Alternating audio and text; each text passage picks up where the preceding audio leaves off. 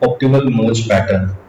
Today we will see how the greedy method is applied using optimal merge pattern. We are studying greedy techniques, and optimal merge pattern is one of the application of greedy technique.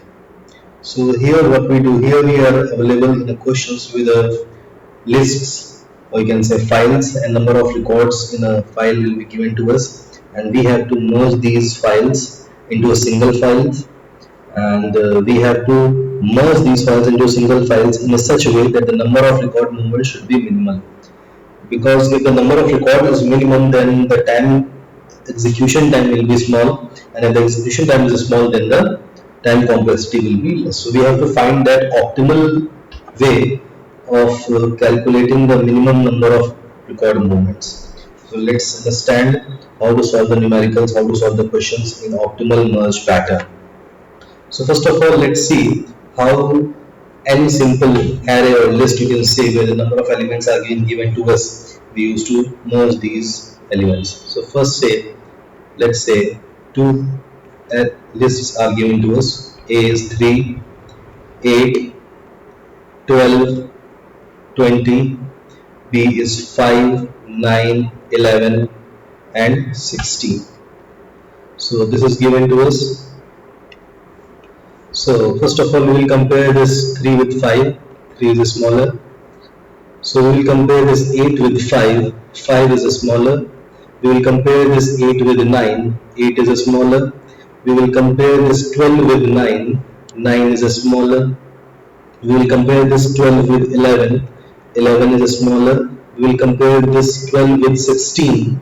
12 is smaller. We will compare this 20 with 16. 16 is smaller, than only 20 is left. So by this way we have, using simple merge technique, arranged all the elements of these two lists A and B in the ascending order used by, we have sorted it. Okay, so this is a simple method of sorting. But let's suppose a question is being given to us that there are three files, file 1, file 2 and file 3, and the number of records in each files are 10, 20 and 30. Okay, so these are files, three files are there, and these are number of records in each files. So the question is, listen to the question very carefully, because the question will be here in optical merge pattern is that here we have to merge these three files and merge them into a single one file. But the problem is that we can merge only two files at a time. Okay. So what we have to do, what we have to calculate, we have to calculate the number of record movements. And we have to merge these three files into single files, and we can merge only two files at a time, and we have to do this whole process in such a way that the number of record movements should be minimum as possible. Because if the number of record movement is minimum, then the execution time is smaller, and if the execution time is smaller, then the total time complexity will be less. So now we will see now we will see that how we can merge these three files into a single file. Okay, so let's see the first way. This is the first one. Let's take file F2 and file F3. File F2 is 20, file F3 is 30. So we will be first merging these two files. So let's merge these two files. After merging these two files, we get 50. Okay, we merge 20 and 30. It's 15. So now what we have to merge? Which file we have to merge with this 50? File 10. So let's put it here. F1. This is file F1 whose number of records are 10. Now we will merge this. So it will become 60. It will become 60. Okay. So by this way we have merged these three files. Okay. Now let's calculate the number of record movements. Okay. So record movements will be calculated by this way, that this F1, this 10, how many movements? 10 into 1. Okay, only one edge is there and 10 files, 10 records are there and one edge is there, so it is 10 into 1. For this F2 file, how many edges are there to reach to the root? This one and this one. So it will be 20 into 2. What about this file 3?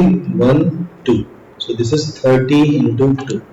So number of records movement will be 10 into 1 is 10, 20 into 2 is 40 and 30 into 2 is 60. So it will be calculated as 110 record movement. So this is one feasible solution. Okay, by this way you can merge the three files. Let's say another feasible solution. How we can do this? Let's say this time we have taken the files F1 and F3. F1 file is what? 10. F3 file is what? 30. So let's merge these two.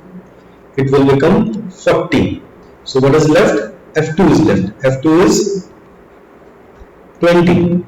So let's merge this also. It will become 60. Okay, fine. So now calculate the number of record movements. 20 into 1 means 20. This is 20 into 1. This is 10 into 2. This one and this one. And what about this 30? 30. This 2. This is also 30 into 2. So it will become 22 and 20 plus 10 into 2 is 20 plus 30 into 2 is 60. So it will be 100. So the record movements are 100. Means that the second method which we have used is much better than the first method because the number of record movements are less. So we can say that the time complexity will be comparatively less. Okay. So now we will see the optimal solution. This is also a feasible solution. Can there be any other very good method that can gives us lesser record movements as comparison to previous two method? Yes, there is a method, and that is an optimal merge pattern that is taking that is giving us the optimal solution. So how to do this? Now we will be calculating the optimal solution. So what to do when you have to calculate the optimal solution? Take two minimum files first. Simple technique. Just take two minimum files first. Okay. So in a question, if you see the question, then we were given with F1, F2 and F3, 10, 20, 30. So as per this number of files, what are the two files which are having the minimum number? This F1 and F2. So this is 10, this is 20. So this will be 30. Okay. So now what to do? Now again we are having 30. So file 3 is also 30. So we will take here. This is 30 and this will gives us 60. Now calculate the record movement. This is 30 into 1. This is 10 into 2. This is 20 into 2.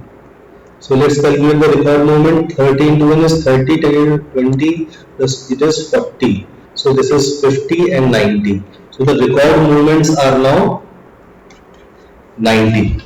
Okay. So since the first solution we got the record movement as 110, in the second solution we got the record movement as 100, but in the optimal solution when we were taking the two minimum files first, then we got the optimal solution and it is equal to the 90. So what we can understand from here, that what logic here is saying, that the heavy files should be kept high so that they should be having very less movement. Okay, and all the small files, they should be kept low in a tree, because if they are moved many times, then also they don't create problem when the small files are in the downside in the tree. But if heavy file will be there in the downside of the tree, then it will create lot of problem and it will take a very high execution time. That is why our motive is to put the heavy file on the top. Okay, so by this way we can solve the questions in optimal merge pattern. So let's take few other examples.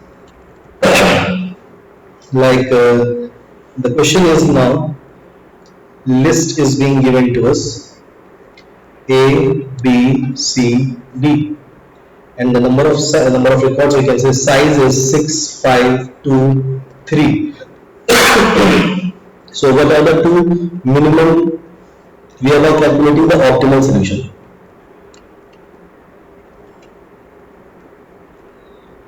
We are now calculating the optimal solution. C and D. 2, 3. So what to do now? We will merge these two things, these two files, and this is 5. Now this is 5. What is left? This 5 is left. This 5 is left, and this 6 is left. What are the minimum two? This 5, this root 5, and this B5. So this B, which is 5. So this is now 10. So what is left now? A list is left. So we will put now A here. It is 6, and we put it here, and we got the minimum solution.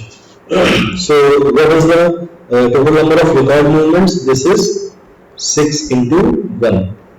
This is 5 into 2.